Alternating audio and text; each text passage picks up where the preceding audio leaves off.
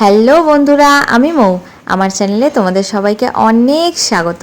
এবার বলো, কেমন আছো তোমরা সবাই? আশা করি খুব ভালো আছো।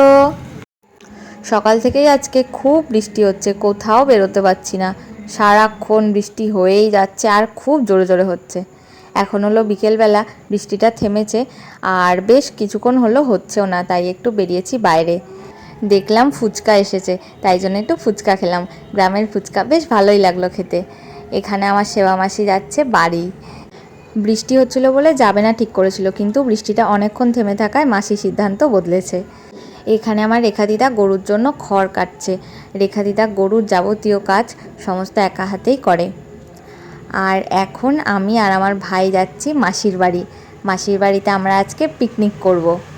সকাল থেকে সারাক্ষণ বৃষ্টি হলো, এখন কিন্তু ওয়েদারটা খুবই ভালো, আকাশ একদম পরিষ্কার। চলে এসেছি আমরা মাসির বাড়ি। এটা হলো মাসির ফ্যামিলির নিউ মেম্বার, মানে কিছুদিন আগেই মাসির গরুটার বাছুর হয়েছে। এটা হলো সেই ছোট্ট বাছুরটা। এখানে আছে গরুর দুধ, কিছুক্ষণ আগেই আমার মাসি দুধ দুয়েছে। আর এই দুধটা না খুব টেস্টি খেতে, আমার তো খুব ভালো লাগে। মাসির এখনও এখানে অনেক কাজ আছে, তাই আমি আর ভাই যাই ঘরে। ঘরে এসে আমি বানাতে শুরু করে দিয়েছি আলু কাবলি, কারণ আজকে আমরা আলু কাবলির পিকনিক করছি। স্টোর থেকে আলু এসছে মাসিদের ঘরে, তাই ভাবলাম আলু কাবলি বানানো যাক, বিকেলবেলা বেশ খেতে ভালোই লাগবে।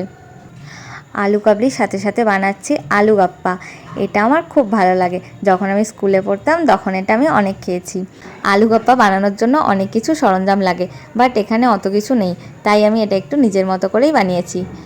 কাবলি আর গাপ্পা দুটো বানিয়েই সবাইকে পাতায় করে দিয়েছি, কারণ বাসন কম হলে খাটনিও একটু কম হবে তাই। এখন সন্ধেবেলা, ঘুটঘুটে অন্ধকার। এখন আমি যাচ্ছি একজনদের বাড়িতে। এই যে চলে এসেছি ছোট্ট একটা পুচকুদের বাড়িতে। আমি আজকে এই ছোট্ট পুচকুটাকেই দেখতে এসেছি, কারণ ওর শরীর খারাপ, খুব ঠান্ডা লেগেছে।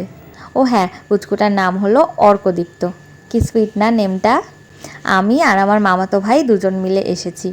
সবেও ঘুম থেকে উঠেছে, খুব ঘ্যান ঘ্যান করছিল, তাই ওর মা ওকে অনেকগুলো খেলনা দিয়েছে, তবে ওর এই মোবাইল ফোনটাই পছন্দ হয়েছে। দেখেই বোঝা যাচ্ছে ওর খুব ঠান্ডা লেগেছে। পুচকুটার মামা আমাদের জন্য নিজে হাতে বানিয়েছে চিকেন পকোড়া।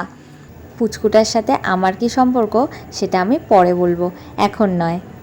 তবে হ্যাঁ, পকোড়াটা খুব টেস্টি হয়েছে। এই যে পুচকুটার হাতে একটা ওর মা শশা দিয়েছে, বুড়ো দাদুর মতো খাচ্ছে। কি কিউট লাগছে না দেখতে। তারপরে আবার পুচকুর মামা বানিয়ে এনেছে দেখলাম এগ রোল। বাবা কি আপ্যায়ন, খুশি হয়ে গেলাম। যাই হোক, ওই যে একটা বড় ঢোল আমার ভাই চেয়ারে বসে বাজাচ্ছে।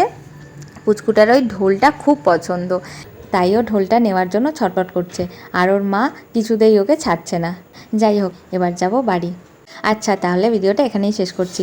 আমার ভিডিওটা কেমন লাগলো কমেন্ট করে জানাবে, ভালো লাগলে একটা লাইক করে দেবে, আর আমার ভিডিওটা বন্ধুদের সাথে শেয়ার করে দিও। আর প্লিজ আমার চ্যানেলটা সাবস্ক্রাইব করো। খুব শিগগিরই দেখা হবে পরে একটা ভিডিওতে। Thanks for watching, tata.